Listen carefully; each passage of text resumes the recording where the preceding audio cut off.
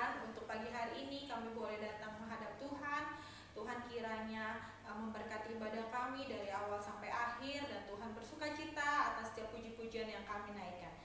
Dalam nama Tuhan Yesus kami berdoa, kami bersyukur. Haleluya. Amin. Adik-adik, kita masih siap untuk memuji Tuhan. Kita akan angkat pujian Sungai Sukacitamu.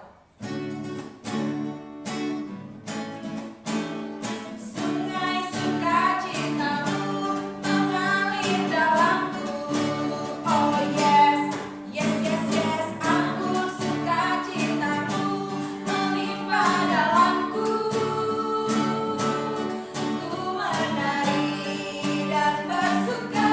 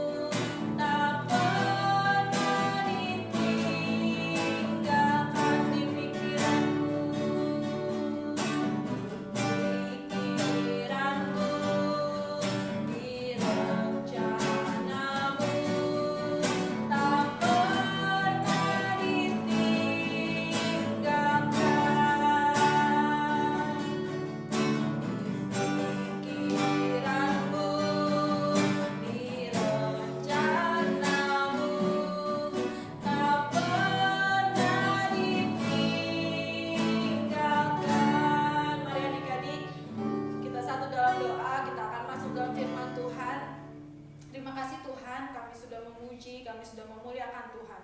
Dan Tuhan, saat hari ini kami akan mendengarkan firman-Mu, berikan kepada kami hati yang mau dengar-dengaran akan firman Tuhan. Dalam nama Tuhan Yesus kami siap untuk mendengar firman-Mu.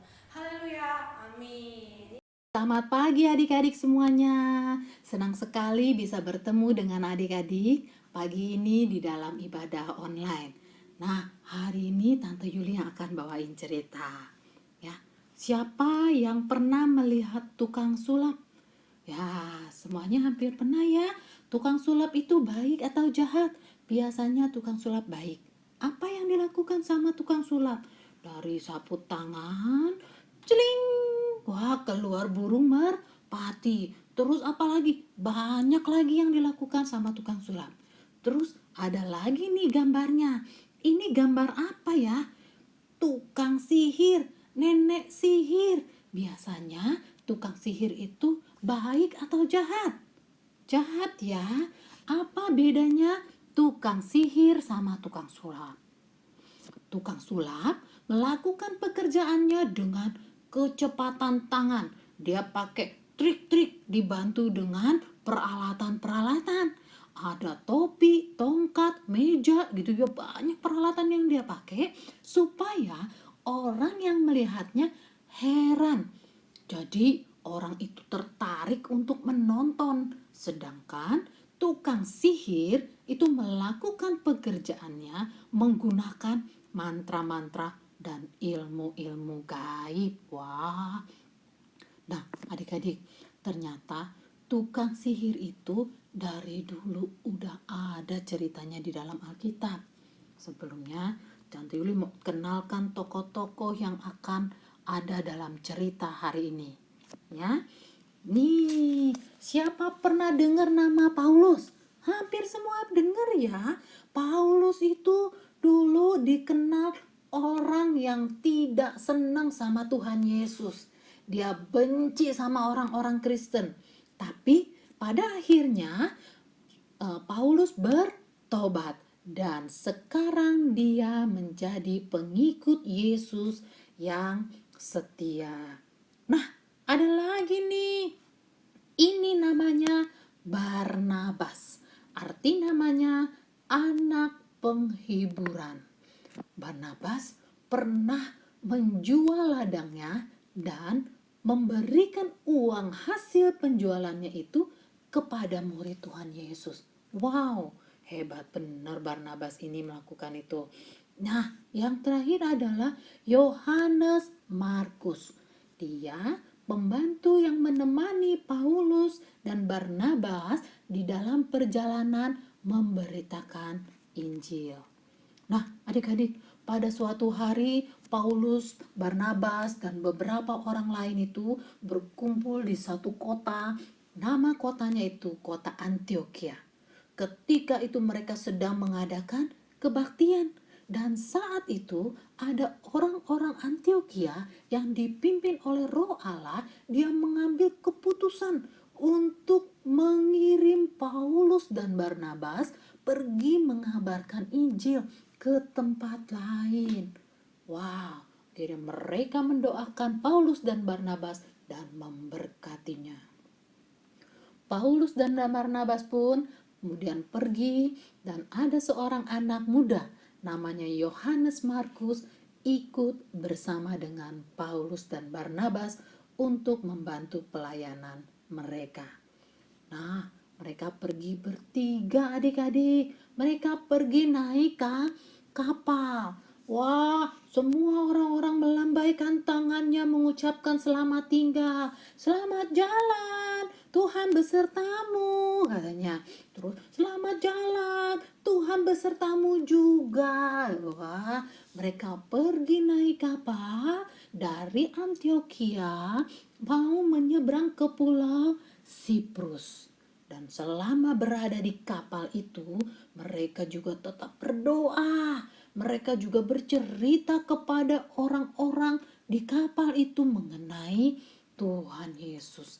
Dan beberapa jam kemudian, akhirnya kapal itu sudah sampai di satu pelabuhan di Pulau Siprus. Nah, ini pelabuhannya di Pulau Siprus, bagus banget pelabuhannya ya. Barnabas senang sekali ke Pulau Siprus karena dia berasal dari Pulau Siprus. Nah, orang-orang di Pulau Siprus belum mengenal Allah yang hidup.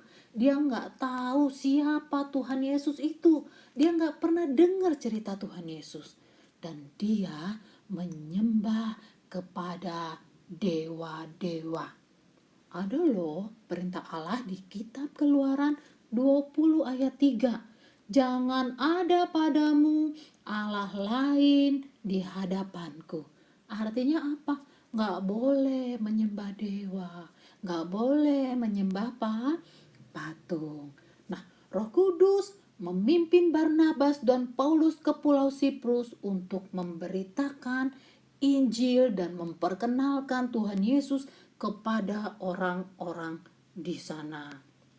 Nah, Paulus dan Barnabas mulai bersaksi dari desa ke desa, dari kota ke kota. Dia mengajarkan firman Allah. Ada orang yang senang belajar tentang Allah, tapi ada juga orang yang gak suka. Dia menolak Barnabas dan Paulus. Tapi Paulus dan Barnabas dia gak takut. Paulus dan Barnabas percaya kepada Allah bahwa Allah akan menyertai mereka senantiasa sampai akhir zaman. Jadi Paulus dan Barnabas tetap dia bersaksi tentang Tuhan. Dan sampai akhirnya banyak orang yang menjadi percaya kepada Tuhan Yesus. Selama di Pulau Siprus, Paulus, Barnabas, dan Yohanes Markus juga pergi ke kota Paros. Nah, adik-adik, di kota itu ada seorang gubernur, ada pemimpin yang tertinggi di pulau itu. Namanya Gubernur Sergius Paulus. Dia mendengar dari anak buahnya, katanya Paulus dan Barnabas itu membawa kabar baik, katanya gitu. Wah, tapi kabar baik apa? Gubernur pengen dengar langsung dari mereka. Akhirnya Paulus dan Barnabas dipanggil sama gubernur.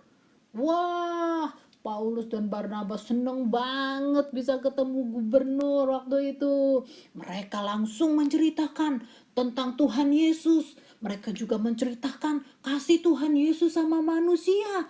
Tuhan Yesus menginginkan supaya kita manusia melakukan hal-hal yang baik, katanya Paulus. Nah, akhirnya Barnabas Paulus terus menceritakan Tuhan Yesus sampai gubernur itu mengerti tentang Tuhan Yesus. Ketika lagi asik berbicara, tiba-tiba datanglah temannya gubernur, namanya Barseus atau Elimas. Nah, ini dia seorang tukang sihir, temannya gubernur. Baryesus dan Elimas dia memperhatikan gubernur itu. Kalau gubernur itu udah mulai percaya sama Paulus dan Barnabas, akhirnya dia menyela dan berkata, bukan seperti itu Pak Gubernur, tidak benar apa yang dikatakan Paulus dan Barnabas, gitu katanya. Nah, terus Paulus dan Barnabas tidak peduliin apa yang diomong sama Elimas. Terus mereka bersaksi mengajar Bapak Gubernur. Sampai akhirnya si Elimas itu terus menghalang-halangi. Dia halang-halangi lagi. Kenapa? Elimas takut kalau gubernur jadi pengikut pengajaran Paulus dan Barnabas, dia gak mau berteman lagi, katanya gitu. Tapi akhirnya Paulus dan Barnabas jadi marah karena sikapnya Elimas. Terus Paulus bilang sama Elimas, "Hai anak iblis, engkau penuh dengan rupa-rupa tipu muslihat dan kejahatan. Engkau musuh segala kebenaran. Tidakkah engkau akan berhenti membelokkan jalan Tuhan yang lurus itu sekarang?" katanya. "Lihatlah, tangan Tuhan datang menimpa engkau dan engkau menjadi buta. Beberapa hari lamanya engkau tidak dapat melihat matahari.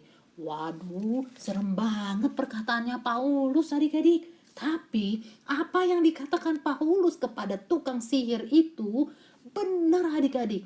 Matanya mulai menjadi kabur dan akhirnya dia tidak bisa melihat lagi. Dia menjadi buta. Sampai dia jalan, dia meraba-raba, dia menuntun keluar dari ruangan itu. Nah, dengan kejadian itu, gubernur merasa yakin. Dia merasa kagum melihat kuasa Tuhan dan segala ajarannya melalui Paulus. Akhirnya, gubernur itu pun menjadi percaya kepada Tuhan Yesus. Wow, Tuhan Yesus hebat. Tuhan Yesus luar biasa, adik-adik. Nah, adik-adik, firman Tuhan yang hari ini Tante Yuli bawakan ada di dalam Kisah Para Rasul 13 ayat 4 sampai 12. Adik-adik, melalui cerita ini Tuhan Yesus mau kasih tahu buat kita semua. Yang pertama, Tuhan Yesus lebih berkuasa dari iblis. Dia berhasil mengalahkan Tuhan sihir.